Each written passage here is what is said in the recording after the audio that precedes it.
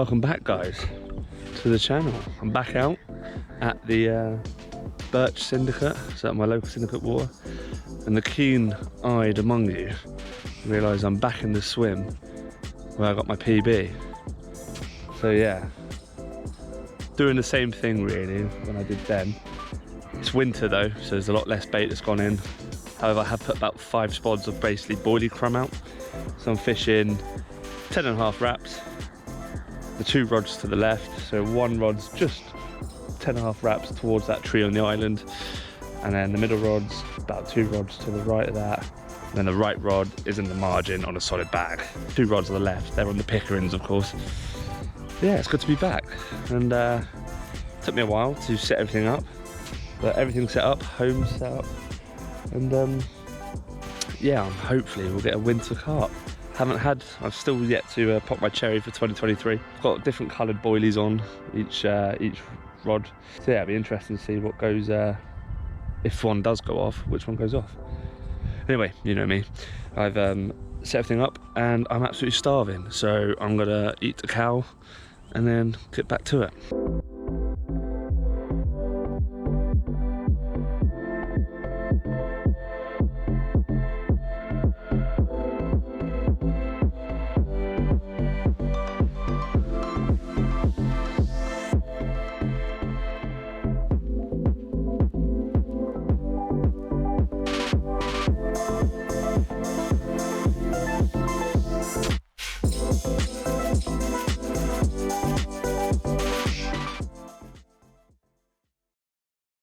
I don't think there literally is quite like anything than hot food on a winter session.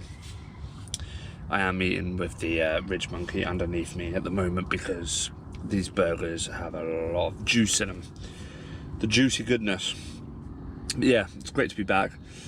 For winter, to be fair, this is like the beginning of February. This is the best conditions you could ever want really for winter conditions. It's about 8 degrees, no wind whatsoever and no rain. It's quite mild, which is good. I mean, you saw me earlier, I was actually setting up with just my t-shirt on, which is a bit of a change. I know I'm a bit like a walrus and I've got a lot of blubber. Oh, I'm so hungry. I've been waiting for this for ages. I was secretly hoping that one of the rods would go off because I started cooking, but... So I hope you've all been doing well anyway, and you're all getting any opportunity to get on the bank and you're making the most out of it once you do get out. Let me know in the comments below if you get out in the winter or if you just pack the rods away and wait till the summer. It's definitely more tricky. But yeah, like I said before, I'm hoping to do a few more sessions on the syndicate because there's some absolute monsters in there. I really want to get Lisa. She's the biggest one. And apparently she's come out a couple of times in this corner, which is ironically called No Carp Corner. Oh, that was lovely. Yeah, I'm glad you're all tuned back in. And if you are a new viewer, welcome to the channel. We are quickly approaching 600 subs, which is really good. Over the moon with that, guys. Thanks for the support. Every subscription helps me out. Every like, every share, every comment. So yeah, as much as you can do, guys, really appreciate it. I'm glad you're enjoying the content. As you know, I'm not really the most serious of anglers. Just like to have a bit of a laugh, really. I still feel like a bit of a noddy on this lake. It's only my 4th session here and it still feels like I'm learning loads, which I suppose it will. This goes down to the big debate. I think a lot of anglers can get quite easily drawn into like hitting a different day ticket venue every week, fish as many places as possible. And in terms of chances of success, it probably hinders you a bit because maybe the more veteran anglers know, the longer you stay at a lake, the better you learn from it, and then the more you get used to the watercraft surrounding that lake, troll routes, locations, fish like to hide out in, baits, tactics for different times of the year. It takes a lot, as you probably all know. It's almost like a Rubik's Cube sometimes, like you just don't know what's going on. Or, you know, trying to flirt with a woman at a bar without trying to come off as creepy. It's the same thing. There's a million different outcomes with a million different routes into success. Anyway, that's stuff me chatting rubbish. To be fair, there's a young lad across the way, Blake, his dad, I think his dad's Wayne. He tears up, he comes over it. So obviously they must fish it quite a bit and they seem to tear up. They do so well. So well done, lads, from the catch. I know you had the catch, I think, last night. But yeah, if you're watching this and you do fish the Birch a lot, come say hello to me. I don't know what I'm doing, so I'm always grateful for any bit of advice. As I said, I've only had the 1 fish out of here, which shockingly enough is one of the A-team out of here. So, Right, I've had my burgers and my food and I feel a bit happier now. So I might actually chill out a bit, keep an eye on the water and see what's going on.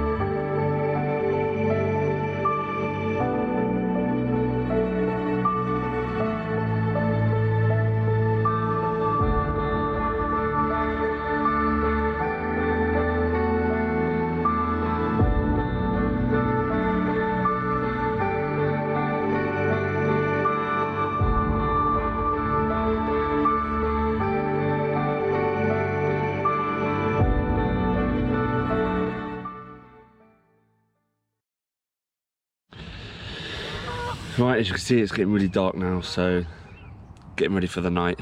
I'm gonna just lay back in the bed chair, get the films on and chill out. Obviously cook a bit of dinner before I go to bed, maybe have one more meal. You know, it's winter, all I've got to do is eat.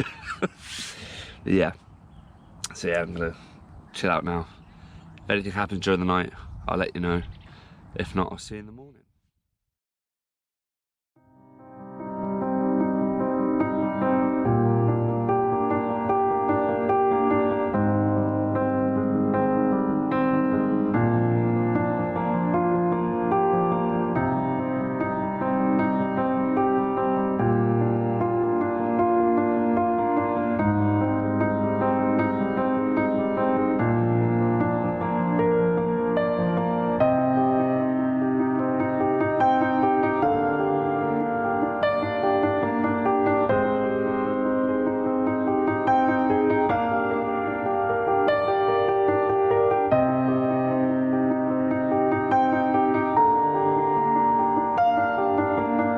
Well, good morning everyone.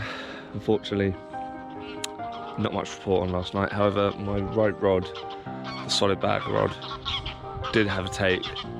By the time I ran out my bivvy, got to it about 4 in the morning, hooked into nothing. So I think it might have dropped the hook before I got to the rod, which is really frustrating. So I just flung the rod back out there with the rig on it, and no bag or anything, just literally just the rig, and left it for the rest of the night. But now, as you've probably just seen, I've put the solid bag rod back out with a fresh bag on. See these things over there, called Canadian geese? I thought they were supposed to migrate to the south for winter. Why are they still here? They're bloody loud.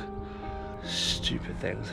Tell you one thing though, sunrises in winter are gorgeous. Absolutely gorgeous. Right, well, I've put the rods back out. I'm probably going to leave the I've got like another 4 hours left. Let the rods hopefully do their work, and I'm probably going to get back in the sleeping bag and keep warm. Well, it's about 11 o'clock now. Fortunately, no luck. So it's another blank here at the Birch, but I've just been chatting to a few of the lads, and it is apparently a really difficult lake. So there's a lot to learn, a lot to get used to. But yeah, so I'm going to start slowly packing down. If anything happens, I'll let you know. Cheers again for the views, guys. And if you're ever down the Birch and you fish here regularly, come say hello. And yeah, got some good winter sessions planned up. At the end of this month, we're actually doing a week-long session at Kevin Mabley again with the hot tubs. This time we're around a different lake on the site with a few of the bigger fish in. So yeah, it should be good fun. Me and the missus just decided we need to get a break. So yeah, see you in the next one, guys.